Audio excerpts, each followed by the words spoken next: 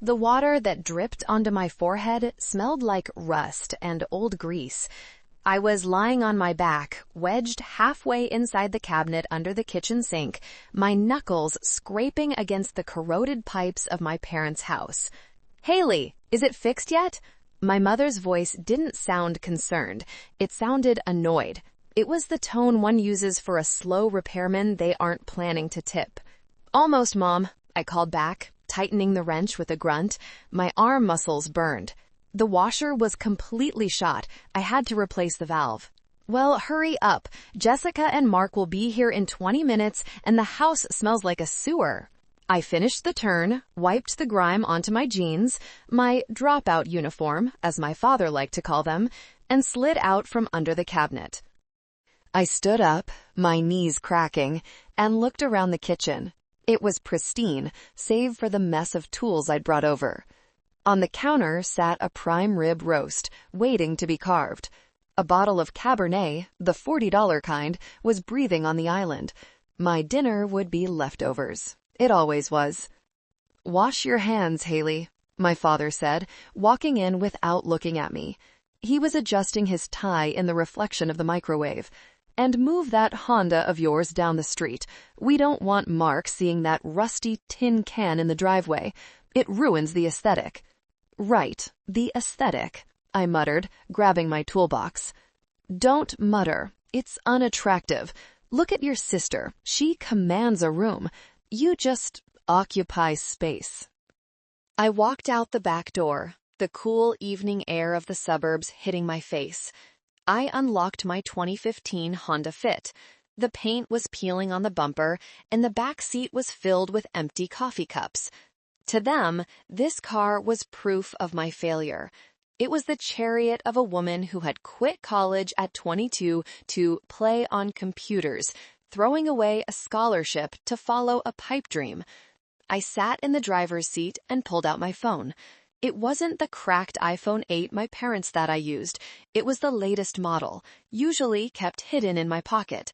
I opened my encrypted email app. Subject: Series B funding round, Nexus Stream. From Legal Team. Message: "Congratulations, Miss Vance. The valuation is confirmed at $90 million. The papers are ready for your digital signature." I stared at the screen. $90 million.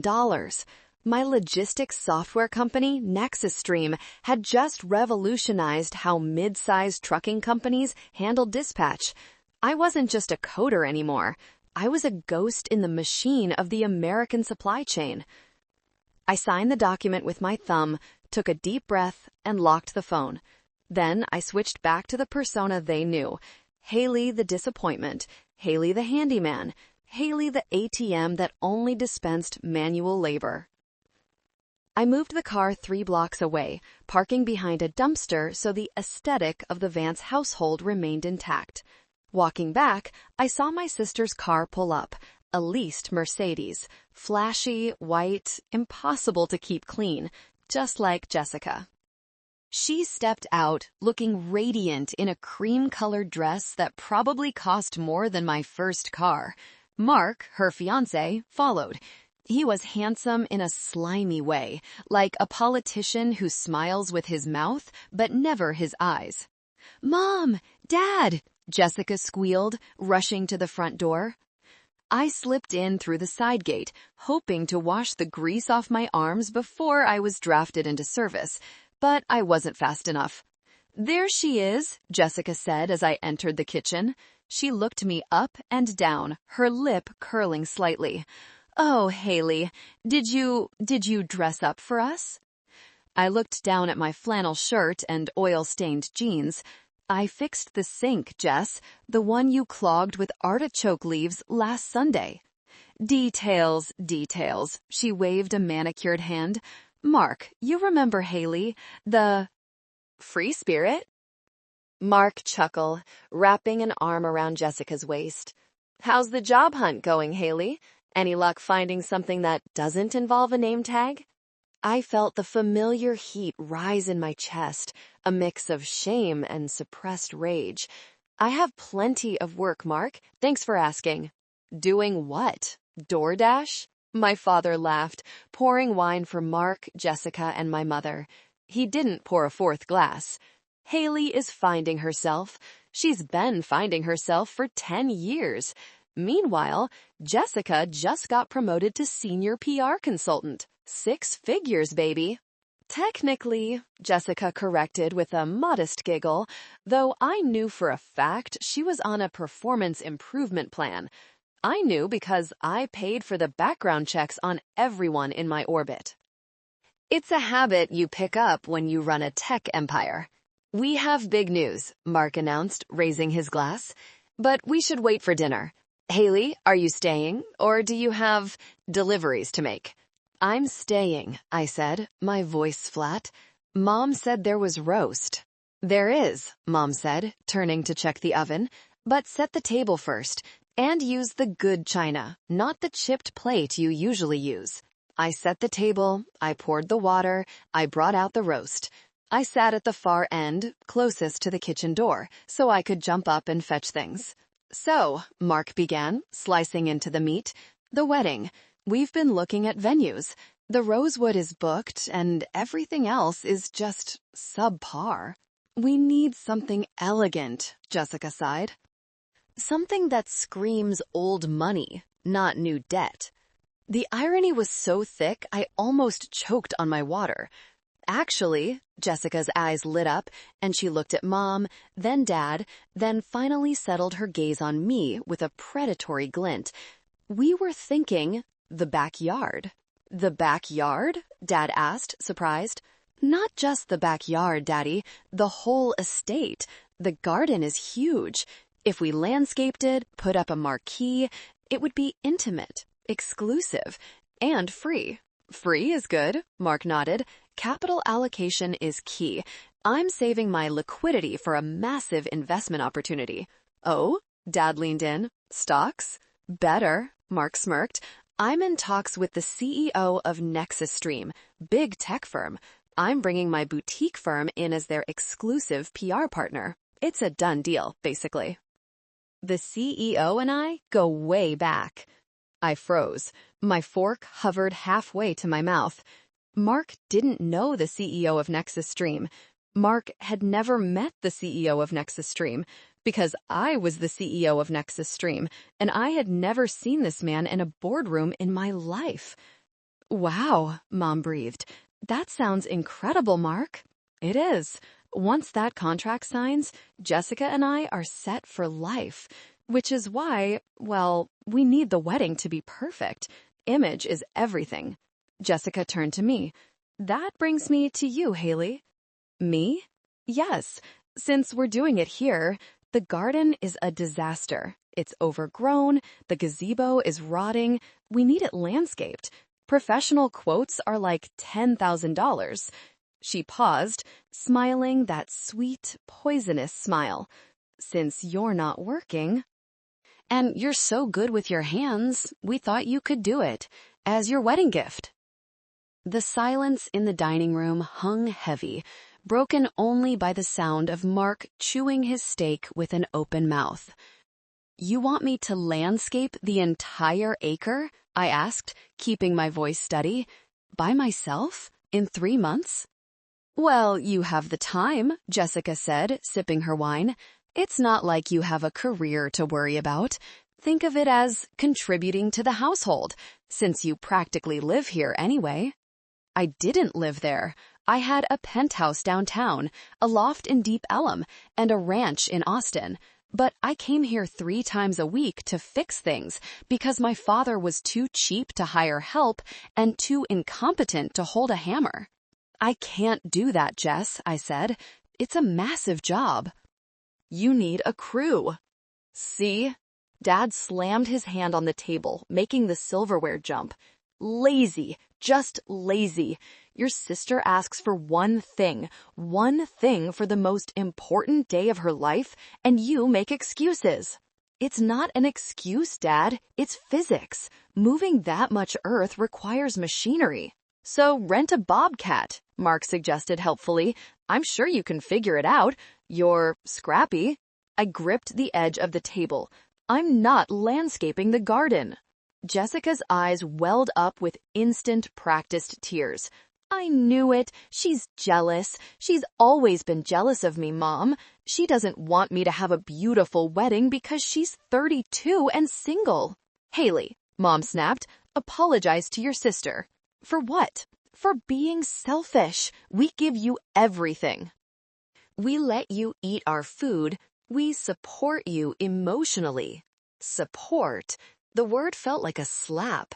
5 years ago, when the bank was threatening to foreclose on this very house because of Dad's gambling debts, who paid the arrears? I did. Through a shell company, I bought the mortgage. They were living in my house rent-free, thinking the bank made a clerical error and restructured the loan out of kindness. Fine, I said, standing up. I'll look into the garden, but I'm not promising anything. Good. Jessica sniffed, instantly recovering. Oh, and there's one more thing. She exchanged a look with Mark, a look that said, this is the hard part. Mark's parents are coming for dinner next Saturday. The Sterlings. You know, they're very particular, high society. His mother, Eleanor Sterling, is on the board of the symphony. Okay. We want everything to be perfect, Mom interjected. We're hiring a catering team. We're getting the carpets cleaned. And, I pushed. And, Jessica said, avoiding my eyes, we think it would be best if you weren't seated at the table. I blinked. Excuse me? It's just, Haley, look at you. She gestured vaguely at my flannel shirt. You're rough around the edges. The Sterlings are refined people. If they ask what you do and you say odd jobs, it reflects poorly on Mark. It lowers the stock price of this marriage, so to speak. So you want me to hide in the basement? No, Mark laughed. That's barbaric. We just need help with the service. The catering company is short-staffed. If you could just help bring out the plates, keep the wine glasses full, wear a nice black uniform. My blood ran cold. They didn't just want to hide me. They wanted to use me.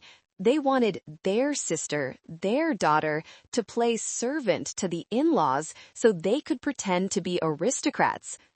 You want me to be the maid, I stated. Server, Dad corrected. It's honest work. You should be used to it. And if you do this, Jessica added, leaning forward, I won't ask you to do the landscaping. Deal? I looked at them. My father, bloated with arrogance. My mother, anxious to please strangers. My sister, willing to sell my dignity for a wedding venue. And Mark, the liar who claimed to know me. A plan began to form in the back of my mind. A cold, sharp, mathematical plan. If Mark was lying about the Nexus deal, his finances were likely a house of cards.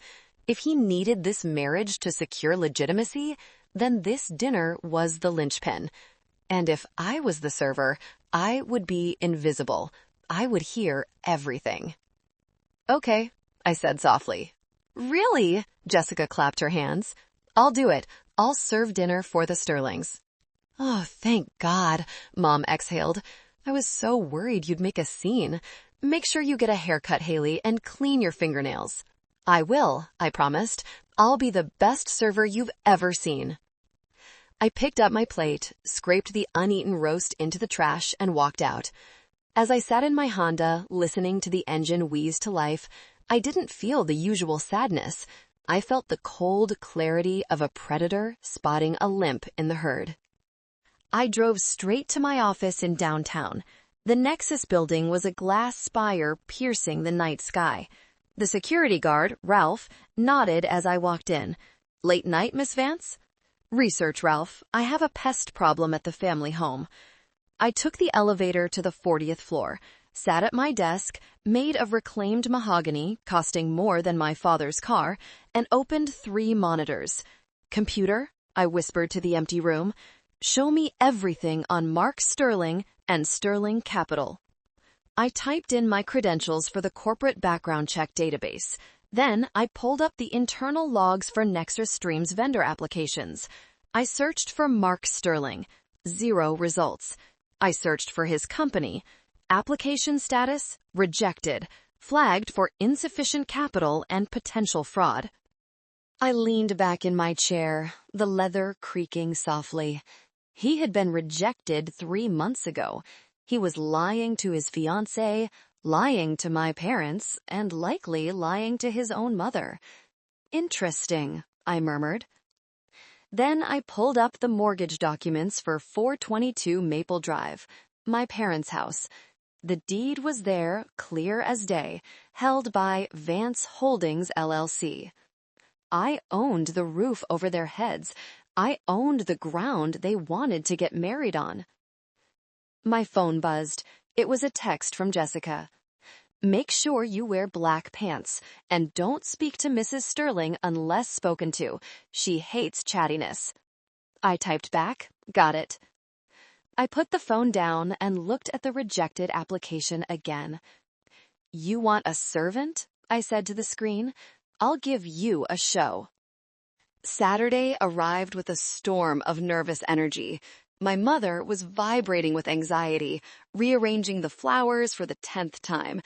Dad was pacing, rehearsing anecdotes that made him sound like a retired investor rather than a retired insurance salesman who lost his pension at the blackjack tables. I arrived early, entering through the back door. I wore black slacks and a crisp white button-down shirt. My hair was pulled back in a tight, severe bun. No makeup. I looked like a ghost. Perfect, Jessica said, looking me over. She was wearing a silk dress that shimmered like a pearl. You blend in. Just keep the wine flowing and don't make eye contact. The doorbell rang. The air in the kitchen sucked out instantly. It's them, Mom whispered. Showtime. I stayed in the kitchen, prepping the hors d'oeuvres while the gratings happened in the foyer. I heard a woman's voice, cultured, sharp, authoritative. That had to be Eleanor Sterling. Lovely home, Eleanor said. Her tone suggested she was being polite rather than impressed. Quaint. Thank you, Eleanor, Mom gushed. We love the history of it. Please come through. I waited 5 minutes, then walked out with the tray of bruschetta. The dining room was dimly lit, candles flickering. Mark sat at the head of the table, looking like he owned the place. Eleanor sat to his right. She was a striking woman in her 60s, wearing a Chanel suit and a string of pearls that were undoubtedly real. I moved around the table, offering the appetizers. Thank you, Eleanor said without looking up. When I got to Mark, he winked at me, a condescending, conspiratorial wink. Thanks, miss, he said, enjoying the game. I retreated to the shadows near the buffet table, standing with my hands clasped behind my back, just as instructed. I became furniture. And just as I predicted, people say the most dangerous things when they think the help isn't listening. So, Bob, Eleanor began, cutting her salad, Mark tells me you're financing the wedding yourself. That's very generous. Of course, Dad lied smoothly. Jessica is our princess, only the best. We're planning a lavish ceremony in the garden, very European. And the funding? Eleanor pressed. I know Mark's business is stabilizing. I wouldn't want him to burden you. Oh, nonsense, Mark interrupted, his voice too loud. Mother, I told you, the Nexus Stream deal is locking in next week. My commission alone will cover the honeymoon and the down payment on the new house.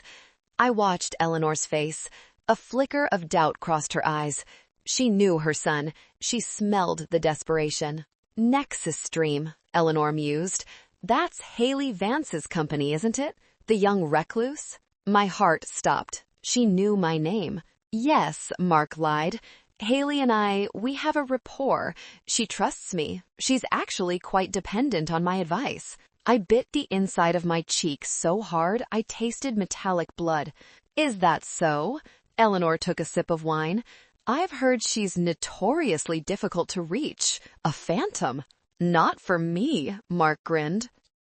Well, Mom chimed in, eager to shift the focus back to her golden child. We are just so proud of Jessica. She's the rock of this family. Always has been. So responsible. And you have another daughter? Eleanor asked, looking around the room, her gaze sweeping past me. Mark mentioned a sister. The table went quiet. Oh, Dad cleared his throat. Yes, Haley. She's finding her path. She's a bit of a lost soul, Jessica added, putting on a sad face. She dropped out of college. Can't seem to hold down a job. We try to help her, but you know how it is. Some people just don't have the drive. It must be hard. It is, Mom sighed. And then she said the words that severed the last thread of my loyalty. The words that turned my heart from flesh to stone. Honestly, Eleanor, sometimes I look at Jessica and I think, I wish I'd stopped after one. It would have saved us so much heartbreak. Haley is just a burden, a bad investment.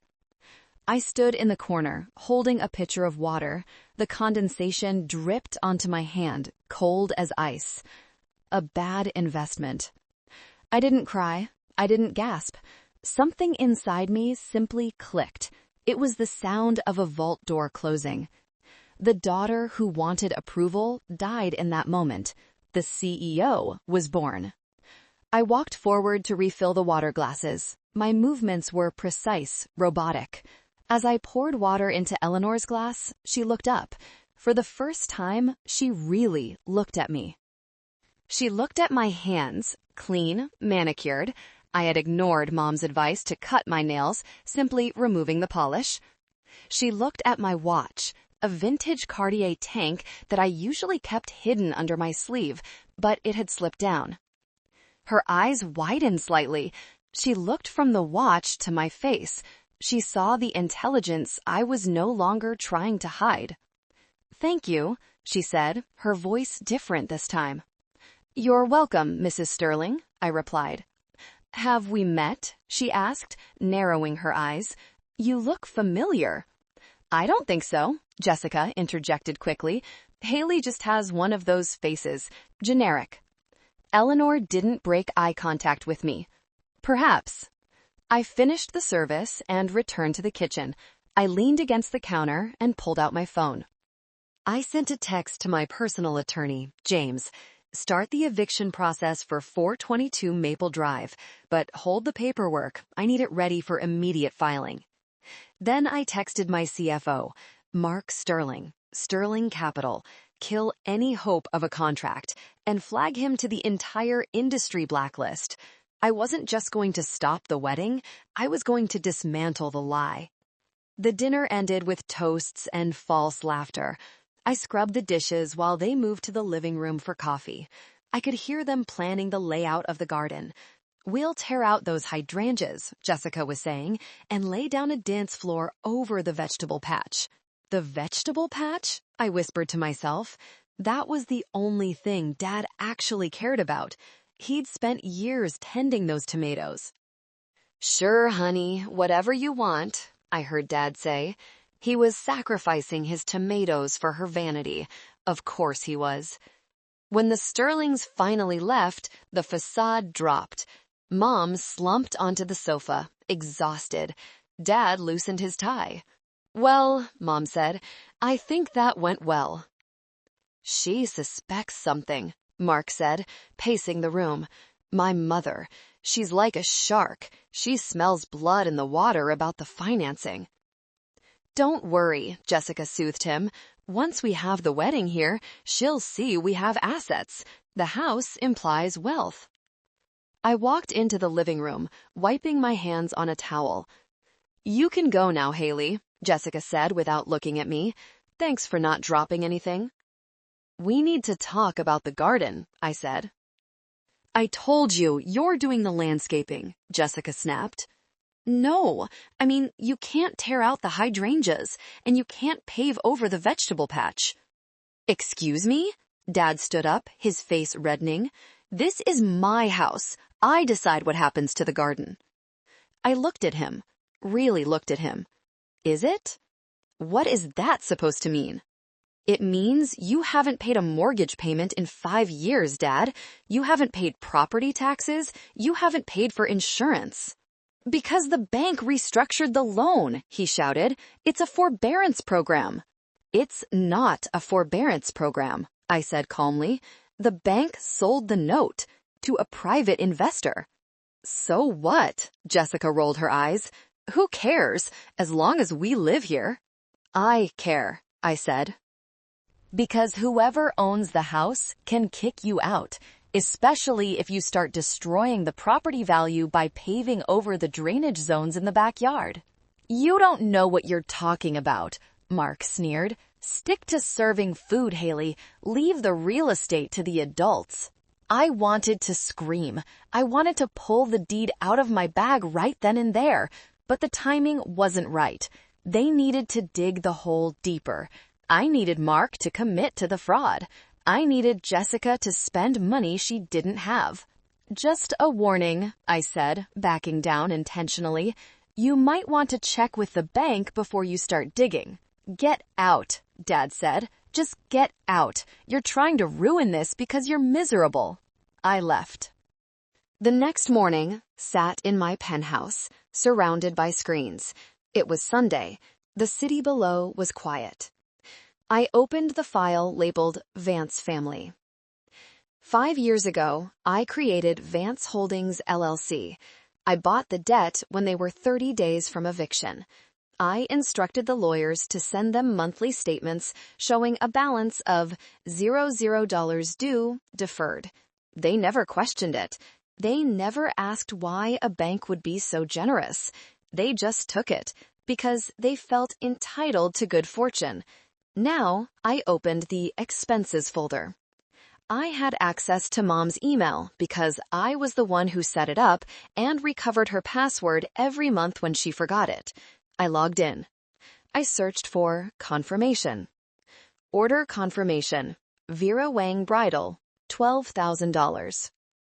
Order confirmation. Rosewood Catering, deposit, $5,000. Order confirmation. Lux Florals, $8,000. The numbers were staggering. How were they paying for this? Dad's pension was tiny. Mark was broke. I clicked on the payment method for the dress. Visa ending in 4492. I frowned. That wasn't Mom's card. That wasn't Dad's. I pulled out my wallet, my emergency business credit card, the one I kept in a safe in my old bedroom at their house, just in case of a medical emergency for them. Visa ending in 4492. My hands shook. They hadn't just insulted me, they stole from me. I logged into my Amex portal. The card had been maxed out.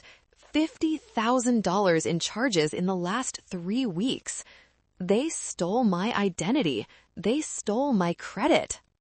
And they were using it to pay for a wedding I was kicked out of. I picked up my phone and dialed James, my lawyer. Haley, he answered on the first ring. It's Sunday.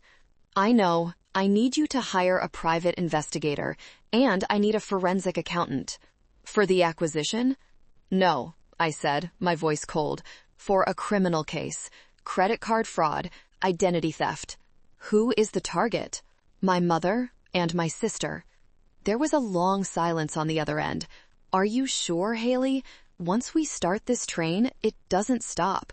This is prison time. I looked at the photo on my desk. It was me at graduation, the one they didn't attend because they were vacationing with Jessica. I'm sure, I said, but not yet. Let them finish the planning. Let them spend every dime of the limit.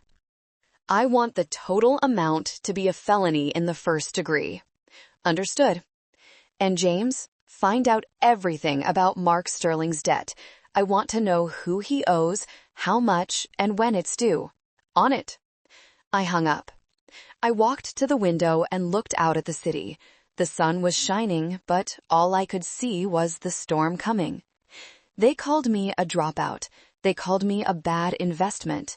I was about to show them exactly what happens when a bad investment matures. For the next 2 weeks, I played the part. I went over to the house. I helped move furniture. I nodded silently when Jessica criticized my clothes.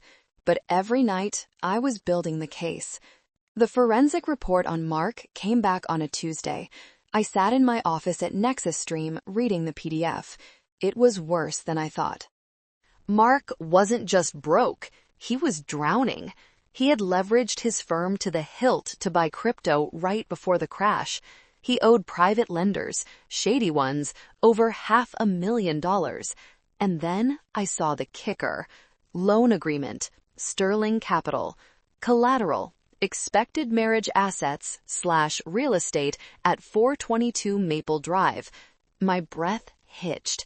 Mark had listed my parents' house as collateral for a bridge loan. He had forged a deed, a fake one, claiming Jessica was already on the title. He wasn't marrying Jessica for love. He was marrying her to seize the house, flip it, and pay off his sharks. He thought the house was free and clear because of my generosity, which he interpreted as dumb luck or a clerical error. He was going to make them homeless within a month of the wedding. I printed the report. I punched 3 holes in it. I placed it in a thick black binder. This was the receipts binder. I turned the page to the credit card fraud. My mother hadn't just used the card. She had added herself as an authorized user by calling the bank and pretending to be me. She had my social security number, obviously. Transaction: groom's gift, Rolex watch, $15,000. She bought Mark a Rolex with my money, a Rolex for the man who was planning to sell her house out from under her. The irony was nauseating. I looked up as my assistant Sarah knocked on the glass door. "Ms. Vance, you have a meeting with the governor's tech committee in an hour." "Cancel it," I said, not looking away from the binder. "But it's the governor." "Tell her I have a family emergency, a containment breach." Sarah nodded and left. I needed an ally, someone who could stop the wedding, not with a scream, but with a gavel. I couldn't go to the police yet. That would be too messy, and Mom would play the victim. I needed someone inside the enemy camp. I looked at the org chart of the Sterling family, Eleanor Sterling. She was the key. She controlled the family trust. If she knew her son was a fraud, she would cut him off. But she wouldn't believe a dropout sister. She would only believe a peer. I checked the social calendar. The Dallas Symphony Gala was this Friday. Eleanor was the chairwoman. Tickets were $5,000 a plate, sold out months ago. I picked up the phone and called the symphony's development director. "This is Haley Vance, CEO of Nexus Stream. I'd like to make a donation." "Oh, Miss Vance, how generous. How much were you thinking?" $50,000, wired today." I heard the woman gasp. "That is incredibly generous. On one condition. I need a table at the gala this Friday, center stage next to Mrs. Sterling. For $50,000, Miss Vance, you can sit on the conductor's lap if you want." I hung up. I walked to my closet in the office suite. I pushed aside the hoodies and jeans I wore to code. In the back, protected by a garment bag, was my armor. A bespoke Alexander McQueen suit, sharp edges, deep midnight blue, silk lapels. It screamed power. It screamed, I own the building. I hadn't worn it in 2 years. I preferred to let my work speak for itself. But for this, I needed the costume. I looked at the binder. The evidence was undeniable, but presenting it was the tricky part. If I showed it to Mom and Dad, they would just deny it, cry, or blame me for spying. They were too deep in the delusion. No, I had to let the wedding happen. I had to let them walk up to the edge of the cliff. Mark thought he was playing 4D chess.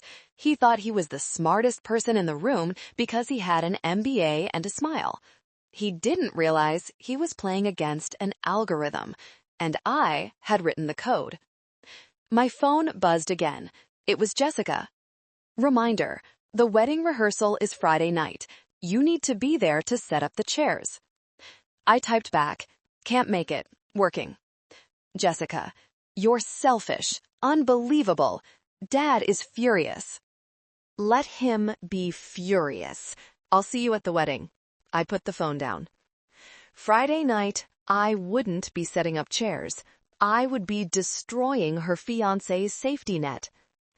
The symphony hall glittered with crystal chandeliers and the smell of old money. I walked in, and for the first time in my life, I wasn't invisible. The McQueen suit fit like a second skin. I wore 4-inch stilettos that clicked sharply against the marble floor. My hair was down, blown out in sleek waves. I wore diamond studs, real ones, bought with my first dividend check. Heads turned, not because they knew who I was, but because I walked like I owned the oxygen in the room. "Miss Vance," the maitre d' bowed low. "Right this way. Mrs. Sterling is expecting the donor of the generous gift." He led me to table 1. Eleanor Sterling was seated there, looking bored as a man in a tuxedo droned on about oil prices. When she saw me, her eyes narrowed. She didn't recognize me at first. She saw a powerful woman, a peer. Then, as I got closer, recognition dawned. The server, the dropout. Confusion washed over her face, followed by intrigue. "Mrs. Sterling," I said, extending my hand. "Haley Vance, a pleasure." She took my hand. Hers was cool and dry. "Miss Vance, I didn't realize you were a patron of the arts." "I'm a patron of many things," I said, taking the seat next to her. "Efficiency, truth, and occasionally violins." The man in the tux realized he had been demoted and excused himself. "You look different," Eleanor said, sipping her champagne. "The last time I saw you, you were pouring my water." "I wear different hats for different audiences, Eleanor. May I call you Eleanor?" "You may." She studied me. "So, the dropout story? A fabrication?" "A filter," I corrected. "It filters out the people who only value titles. Unfortunately, my family didn't pass the filter." Eleanor smiled, a genuine sharp smile. "I like that. It's Machiavellian." "I wanted to talk to you about business, Eleanor, specifically Sterling Capital." Her face hardened. "My son's firm? I assume he's pitched you?" "He has. He claims he's signing an exclusive deal with Nexus Stream." And I leaned in closer, dropping my voice, "I am the CEO of Nexus Stream, and I have never met your son professionally." "His application was rejected 3 months ago for insolvency." Eleanor didn't. "His application was rejected 3 months ago for insolvency." Eleanor didn't flinch. She didn't gasp. She went perfectly still. The reaction of a woman who has weathered many storms. "I see," she said softly. "So he's lying. To the investors? To the family?" "To you," I added. "He's using the wedding to secure a bridge loan. He's put my parents' house up as collateral, a house he doesn't own." I slid a single piece of paper across the table, a copy of the forged deed. Eleanor picked it up. She put on her reading glasses. She scanned the document. Her hand trembled, just once, then steadied. "The fool," she whispered. "The arrogant, sloppy fool." "I have more," I said, "but I think that's enough for now." "Why come to me?" she asked. "Why not go to the police?" "Because he's your son, and despite everything, Jessica is my sister. I want to stop this, but I want to do it in a way that ensures he can never hurt anyone like this again. And I admit, I want my parents to see the truth. They need to see the golden child narrative crumble." Eleanor folded the paper and put it in her clutch. "You have a flair for the dramatic, Miss Vance." "I'm a narrative architect, Eleanor. I build systems." "What do you need me to do?" "Nothing," I said. "Just come to the wedding. Watch, and when the time comes, back me up. And the loan? I'll handle the debt. I bought his debt notes this morning from the Sharks. He owes me now. Eleanor looked at me with something akin to fear and respect. You bought his debt? It was a distressed asset. I got it for pennies on the dollar. I own him, Eleanor. She raised her glass. To the truth. To the receipts, I replied, clinking my glass against hers. We spent the rest of the evening talking about logistics software and the bond market. She was brilliant. It was the first time I had felt a maternal connection with anyone in years, and it was with the enemy's mother. As I left the gala, my phone blew up. Dad, where were you? The chairs are crooked. Mom, Jessica is crying. You ruined the rehearsal. Jessica, don't bother coming tomorrow if you're going to be useless. Just come early to clean the yard. I didn't reply. I went home and slept like a baby. The next morning was the wedding day. The sky was blue. The birds were singing. It was a perfect day for a demolition. The garden looked beautiful, I had to admit, but only because I had secretly paid the landscapers the week before to come in and fix the mess while my parents were at church. They thought it was a miracle. I knew it was a $5,000 invoice. I arrived at 10 a.m. I wasn't wearing a dress. I wasn't wearing a suit. I was wearing the uniform Jessica had insisted on, black slacks and a white polo shirt. Finally, Jessica snapped as I walked into the bridal suite, my old bedroom. She was getting her makeup done. Grab that steamer. My veil is wrinkled. I grabbed the steamer. I steamed the veil. I fetched the coffee.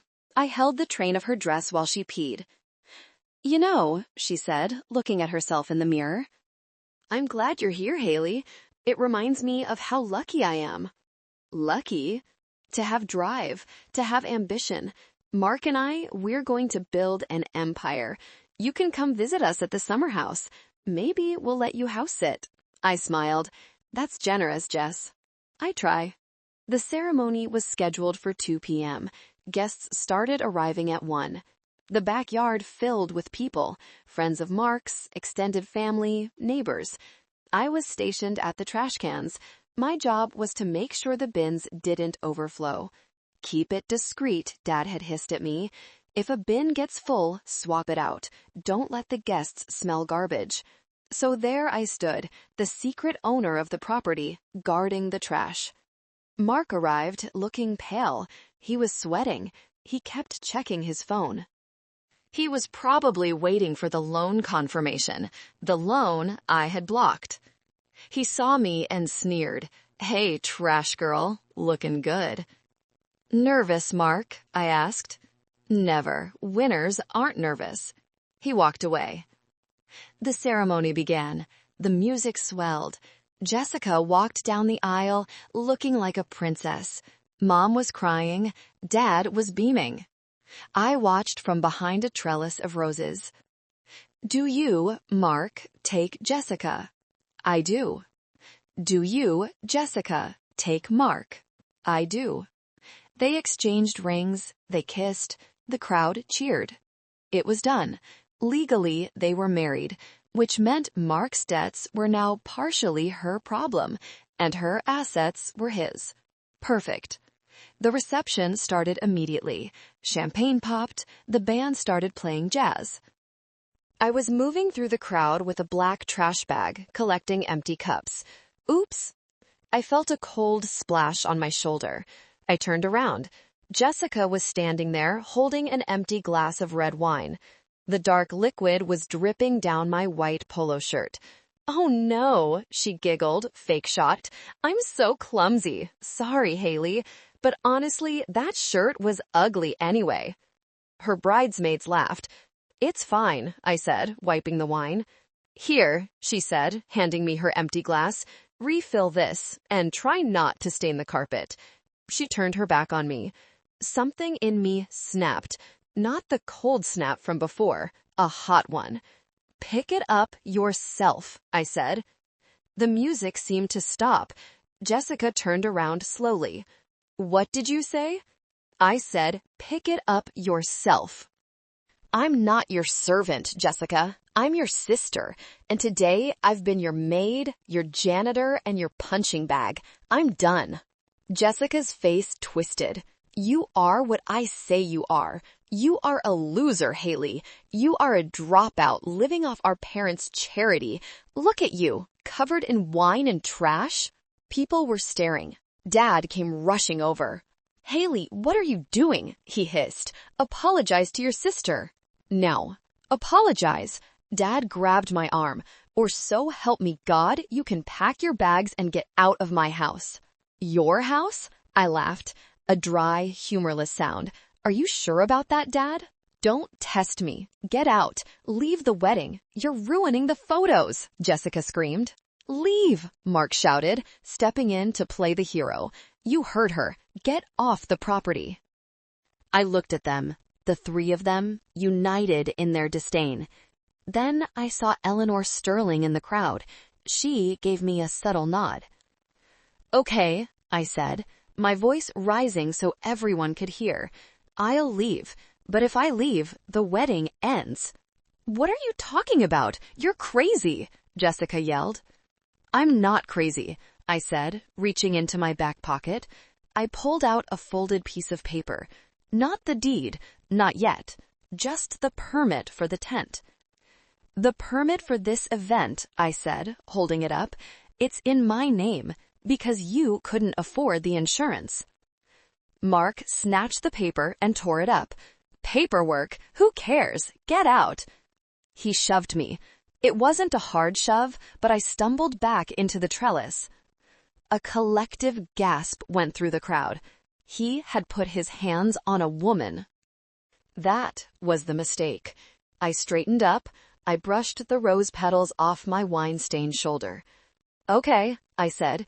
You want to play power? Let's play. I walked toward the DJ booth. Haley, stop! Mom screamed. I climbed the small stage where the band was set up. I grabbed the microphone. The feedback squealed, silencing the entire garden. Testing, I said. My voice boomed over the speakers. 1, 2. Is this thing on? Cut the mic, Mark yelled at the DJ. Don't touch it, Eleanor's voice rang out from the front row. Let her speak. The DJ froze. He looked at the rich lady in the Chanel suit, then at the sweaty groom. He stepped back, hands up. I looked out at the sea of faces. I saw the confusion. I saw the judgment. My family asked me to leave, I said into the mic. They called me a dropout, a loser. They said I lower the property value. I reached into my bag, the waterproof tote I had hidden under the DJ table earlier. I pulled out the binder. But there are a few things they forgot to mention in their vows. I opened the binder. Let's start with the groom, I said. The silence in the garden was absolute. Even the cicadas seemed to stop chirping. Mark Sterling, I read from the first page, my voice steady and amplified. CEO of Sterling Capital, currently claiming to manage a portfolio of $10 million. Shut up! Mark lunged for the stage, but his best man held him back, looking unsure. Actual status, I continued, insolvent. Personal debt, $540,000. Business assets, negative. 3 lawsuits pending for Ponzi scheme allegations. A murmur rippled through the crowd. Liar! Mark screamed. She's lying. She's jealous. Am I? I looked at Eleanor. Mrs. Sterling, does Mark have a contract with Nexus Stream? Eleanor stood up slowly. All eyes turned to her. She looked at her son with pure ice. No, Eleanor said clearly. He does not, and he never will. Mark's face went white. And, I continued, turning the page, the reason Mark was so desperate to marry my sister today isn't love, it's collateral. I held up the forensic report. He leveraged this house, 422 Maple Drive, against a high-interest loan due next Tuesday. He forged a deed claiming Jessica was on the title. "That's not true," Jessica shrieked. "Mark has money. He bought me a Rolex." Ah, the Rolex. I flipped to the credit card section. Purchased 3 weeks ago. Payment method, Visa, ending in 4492. I looked at my mother. "Mom, do you recognize that card number?" Mom looked confused. That's the emergency card." "My emergency card," I corrected. "The one in my name. You stole my identity, Mom. You added yourself as a user and spent $50,000 of my money to fund this wedding and buy that watch." The crowd gasped. Phones were out now. Everyone was recording. You gave us that card," Mom stammered, her face turning red.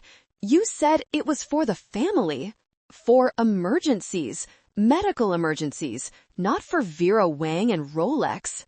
"You ungrateful brat," Dad shouted, charging the stage.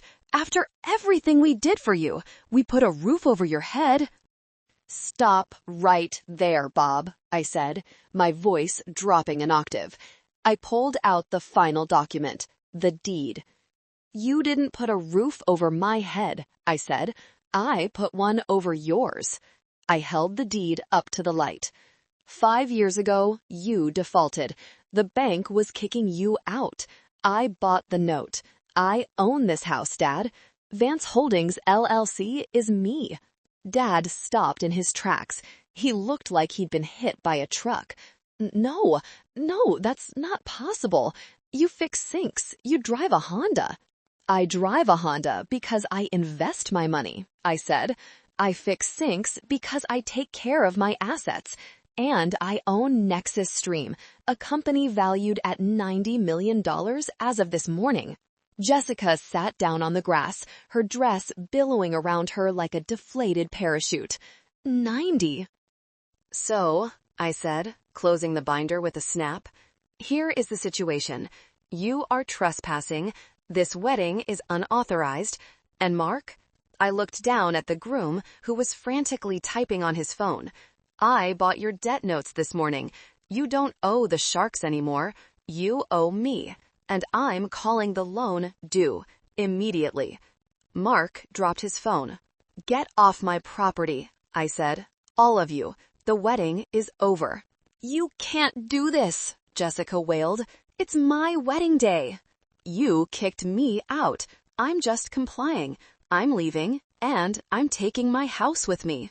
I stepped down from the stage. The crowd parted like the Red Sea. No one said a word. They just stared at the woman in the wine-stained polo shirt who had just nuked the entire family. I walked toward the gate. "Haley," Mom cried out, running after me. "Haley, wait. Let's talk about this. We're family." I stopped at the gate and turned around. "Family?" I asked.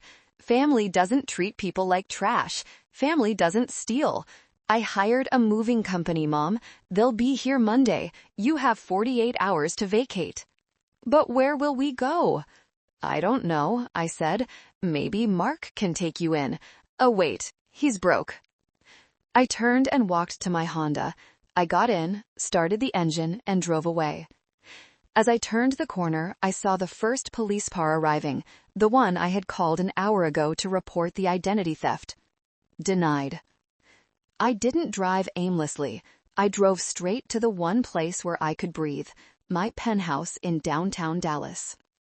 The air conditioning in my car was blasting, drying the sweat on my forehead, but it couldn't dry the red wine stain on my shoulder. That stain was a badge of honor now. It was the mark of the exact moment I stopped caring.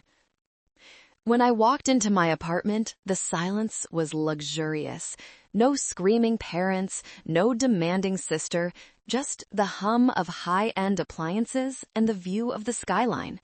I poured myself a glass of scotch, something strong, to burn away the taste of the cheap champagne I'd served earlier, and sat down at my command center. I opened my laptop and pulled up the security feed for 422 Maple Drive. I had installed the cameras 3 years ago under the guise of safety for the elderly, but really, it was to protect my asset. Now, it was my personal reality TV show. On the screen, chaos was unfolding in high definition.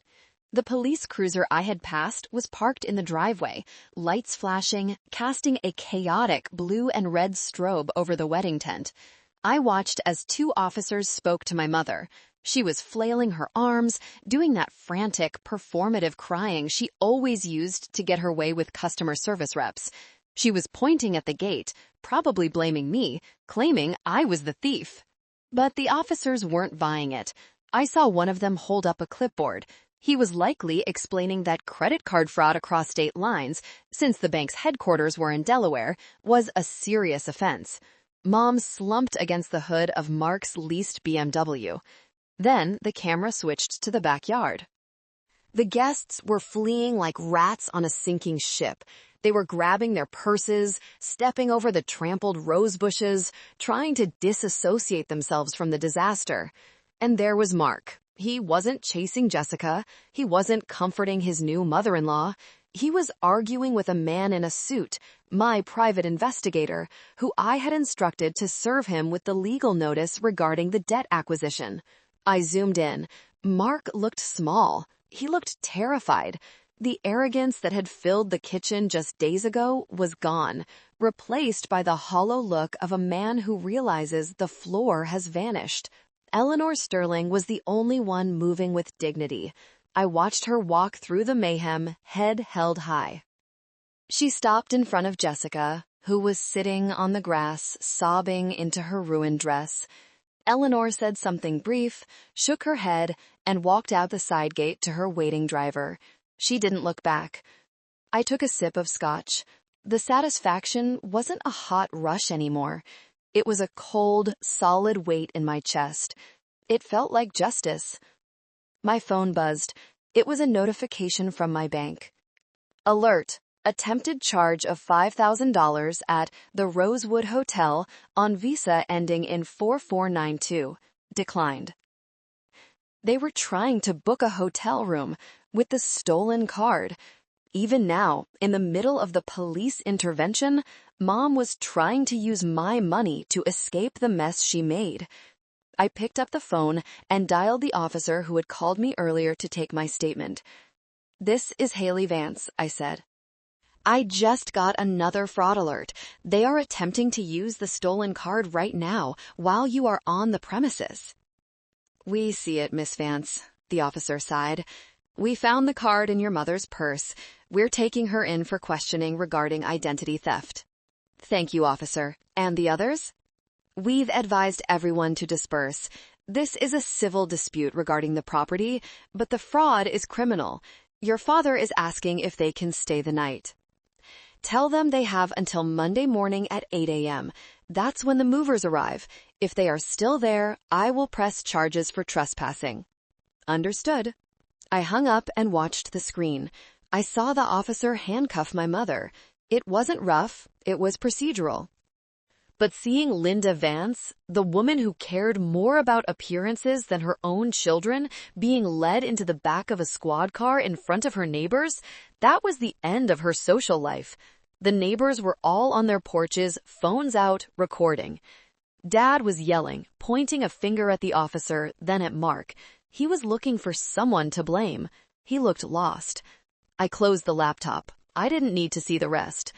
If you are still watching this, you are the kind of person who understands that sometimes you have to burn the bridge to stop the enemy from crossing. Thank you for being here with me. Comment 1 and let's see how this ends. Monday morning arrived with the precision of a guillotine. I pulled up to the house at 7:55 a.m. I wasn't in my Honda. I was in a black SUV with tinted windows, followed by a large moving truck and a sedan containing my legal team. The street was quiet, but the curtains in the neighboring houses twitched. Everyone knew. The gossip mill had been churning all weekend. I stepped out of the car. I was wearing a tailored gray suit and sunglasses. I carried nothing but my phone. The front door of the house opened before I even reached the steps. Dad stood there wearing the same clothes he had at the wedding. He looked 10 years older. His eyes were bloodshot, his face unshaven. "Haley," he croaked, You can't do this. I can, and I am, I said, checking my watch. It's 8 a.m. The movers are on the clock. Your mother is in jail, he hissed, his voice shaking with a mix of rage and fear. Because of you. She spent the weekend in a holding cell. We couldn't make bail because all our cards were declined. She's in jail because she committed a felony, Dad. I didn't make her steal my identity. It was for the family. We were going to pay you back. With what? I asked, stepping onto the porch. With the money Mark doesn't have? With the house you don't own? Jessica appeared behind him. She looked like a ghost. Her hair was matted, and she was wearing sweatpants. The golden child aura had evaporated, leaving behind a scared, entitled bully. You ruined my life, she whispered. Mark left. He took his car and left. He's filing for an annulment. He says I defrauded him. That's rich coming from him, I said. But honestly, Jess, I saved you. If you had stayed married to him, you'd be on the hook for $500,000 in debt. You should be thanking me. Thank you, she screamed, lunging at me. I hate you. I wish you were never born. Two of my security guards stepped forward, blocking her path. She recoiled, realizing for the first time that physical intimidation wouldn't work anymore. Move aside, I told them. Let the movers work. The crew began marching past them, carrying boxes and packing tape.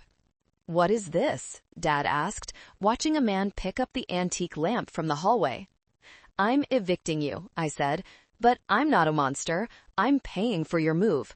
I've rented a 2-bedroom apartment for you on the south side. The rent is paid for 3 months. After that, you're on your own. The south side? Dad looked horrified. But our friends are here. Our life is here. Your life was a lie, Dad. You haven't been able to afford this neighborhood for 5 years. You were living on my subsidy. That subsidy has ended. I walked past them into the house. It smelled of stale alcohol and despair. I walked into the kitchen where I had fixed the sink just days ago. I opened the fridge. It was full of leftover wedding catering, trays of shrimp that had gone bad, expensive cheeses curling at the edges, a metaphor for their lives, expensive on the surface, rotten underneath. Haley, please, Dad followed me, changing his tactic. He tried to soften his voice. We can fix this. We can be a family again. Just call the lawyers. Drop the charges against your mother. Let us stay. We'll treat you better. I promise. I turned to face him. You'll treat me better? Like a human being? Dad, the only reason you're talking to me right now is because I have the power. If I were still the dropout in the Honda, you'd be telling me to take out the trash. He opened his mouth, but no words came out. He knew it was true. I'm selling the house, I said. The market is high. I'm liquidating the asset. But the garden, he whispered. My tomatoes. Jessica paved over your tomatoes for a dance floor, remember? I pointed out the window. He looked. The backyard was a wreck.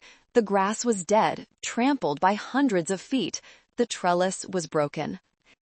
The tomato patch was buried under a wooden platform that was now half dismantled.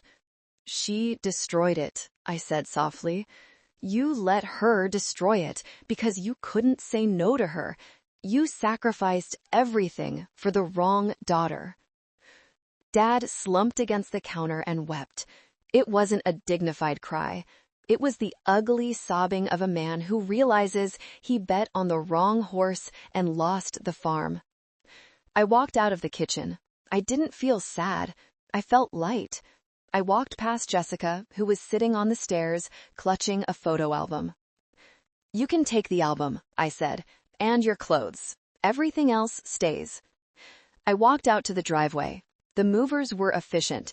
They were clearing out the remnants of the Vance delusion, box by box.